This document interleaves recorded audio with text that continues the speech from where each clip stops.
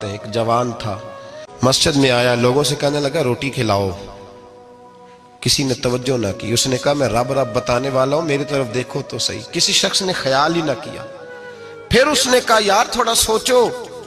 نمازیوں سے کہا، اہل علاقہ سے کہا، انہوں نے کہا تیری طرح کے بڑے درویش دیکھیں۔ مسجد کے محراب میں وہ رب کریم کا بندہ انتقال کر گیا۔ جب فوت ہو گیا نا، لوگوں کا مزاج ہے، بیمار کو دوائی نہیں دیتے، جنازے پہ وقت پہ پہنچ جاتے ہیں۔ جب کوئی گر رہا ہوتا ہے تو سہارا کوئی نہیں دیتا، جب کوئی گر جاتا ہے، ٹانگ ٹوٹ جاتی ہے تو تیمارداری کو زمانہ پہنچ جاتا ہے۔ اور بزرگ، وہ نوجوان اللہ کا نیک بندہ مسجد کے محراب میں فوت ہو گیا۔ حضرت فضیل ابن عیاض کہتے ہیں امام صاحب نے اعلان کیا چندہ دو، کوئی لاوارث فوت ہو گیا، کفن دینا۔ چندہ اکٹھا ہوا، کفن خریدا، جنازہ پڑا، عشاء کے بعد دفن کر کے آئے۔ فجر کی نماز کے لیے جب امام اور مؤذن مسجد میں آئے تو چیخیں مارنے لگے، تڑپنے لگے، دور دور تک آوازیں پھیل گئی، دنیا دوڑی آئی۔ کیا ہوا؟ کہنے لگے وہ جو تم نے کفن پہنایا تھا وہ یہاں پڑا ہوا ہے، اور دیکھو کفن پہ تحریر لکھی ہے۔ تحریر کیا ہے؟ عرش کے مالک نے فرمایا میرے دوست نے روٹی مانگی، تم نے دی نہیں۔ اس نے تمہیں میرے قریب کرنے کے لیے اپنی طرف توجہ کرائی، تم نے کی نہیں، اور میرا یار تمہارے کفن کا محتاج تھا، سنبھال کے رکھو اپنا کفن، میں نے اسے جنت کا لباس عطا فرما دیا، سنبھال کے رکھو، یہ کوئی لاوارثوں کا ٹولہ ہے۔ اعلیٰ حضرت فاضل بریلوی رحمت اللہ علیہ کے مکان کی دیوار گر گئی۔ ایک کونا مکان کا، آپ جانتے ہیں پرانی دیواریں چھوٹی ہوتی تھی اور بارشوں میں اکثر گھروں کی دیواریں گری ہوئی ہوتی تھی۔ ایک سائیڈ کی دیوار گر گئی تو اس کونے میں ہندوؤں کا گھر تھا۔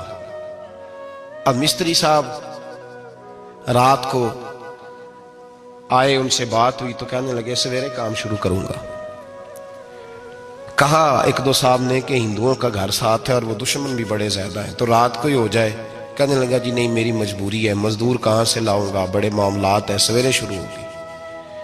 اب رات کو مولانا ظفر الدین بہاری علیہ رحمہ کہتے ہیں بچے مدرسے کے، باقی سارے لوگ، سب کو جمع کیا گیا، چونکہ اس طرف سے تھوڑا خطرہ تھا ہندوؤں کی جانب سے۔ کہا جناب یہ بڑے دشمن ہیں اسلام کے، تو اس طرح کرو کہ دو تین بچوں کی ڈیوٹی لگائیں یا کچھ لوگوں کی یہاں رات کو پہرا دیا جائے، ٹھنڈ بھی بڑی زیادہ تھی، کھڑا ہونا بھی مشکل تھا۔ اعلیٰ حضرت رحمت اللہ علیہ عشاء کی نماز کے بعد جلدی حجرہ خاص میں تشریف لے جاتے تھے۔ اس رات جب دیکھا نا باہر شور ہو رہا ہے تو اسی طرح سر پہ ایک رومال لپیٹا تو باہر آ گئے۔ کہنے لگے کیا شور ہے؟ کہ حضور سردی ذرا زیادہ ہے تو یہاں کسی کی ڈیوٹی لگانی ہے پہرے کی۔ 2 منٹ خاموش رہے، پھر فرمانے لگے کوئی ضرورت نہیں، جاؤ سو جاؤ سارے جا کے، کوئی ضرورت نہیں، جاؤ اپنے اپنے گھروں کو، کوئی حاجت نہیں، پہنچ جاؤ۔ کہا حضور مہربانی کرے، وہ طے ہونے لگا تھا۔ فرمایا میری وجہ سے کیوں کوئی ساری رات بیدار رہے، جاؤ تمہیں کہا نا آرام کرو۔ لوگ سو گئے۔ صبح فجر کی نماز پڑھ کے اعلیٰ حضرت رحمت اللہ تعالی علیہ جب سیڑھیاں اتر رہے تھے رضا مسجد کی، تو وہ جس ہندو کی جانب سے زیادہ خطرہ تھا وہ سیڑھیوں پہ بیٹھا تھا، مسجد کی سیڑھیوں پہ۔ سب لوگوں کی توجہ ہو گئی۔ کہنے لگا مولانا میں کلمہ پڑھنے آیا ہوں، مجھے کلمہ پڑھا کے مسلمان کر دیں، میں کلمہ پڑھنے آیا ہوں، مسلمان کریں۔ لوگوں کی توجہ، اعلیٰ فرمانے لگے نہیں ابھی تو انتظار کر، تھوڑی دیر کے اچھی طرح سوچ لے، جذباتی فیصلہ نہ کر کہ تو آ رہا ہے۔ یہ کہہ کے جب 2 سیڑھیاں نیچے اترے اس کے پاس سے تو اس نے پیر تھام لیے۔ کہنے لگا اب ایسے تو نہ کرو، رونے لگا۔ اعلیٰ حضرت رحمت اللہ نے کلمہ پڑھایا، کچھ باتوں کی نصیحت فرمائی، تشریف لے گئے۔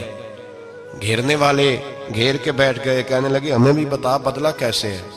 کہنے لگا دیوار گر گئی، آدھی رات کے وقت، آدھی رات تک انتظار کرتا رہا، پہرے دار کوئی نہیں، تو 2 تلواریں لے کر جب میں ان کے مکان کی جانب بڑھا، میں نے کہا آج گردن کاٹوں گا اور کاٹ کر کے نکلوں گا۔ کہتا ہے جب میں قریب آیا تو 2 شیر کھڑے تھے، اوپر سے پلٹ کے آیا تو پھر کھڑے تھے، ادھر سے پلٹ کے آیا تو پھر کھڑے تھے۔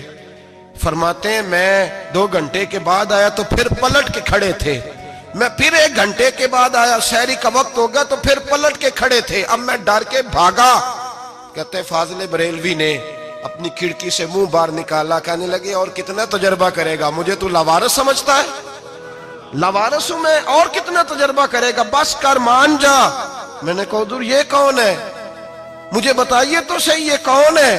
تو کہنے لگے میں نے ساری زندگی رسول اللہ کی عظمت کا دفاع کیا ہے، ساری زندگی غوث اعظم کے نعرے لگائے ہیں، ابھی تو یہ مدد صرف غوث پاک جیلانی کی بھیجی ہوئی ہے، ابھی تو غوث اعظم کی بھیجی ہوئی مدد ہے، مولا علی ابھی پیچھے ہیں، دو جہاں کے محبوب ابھی اس سے پیچھے ہیں، وہ تو ابھی پیچھے ہیں، پیچھے کھڑے ہیں کہ ضرورت پڑی تو ہم بھی تیار بیٹھے ہیں۔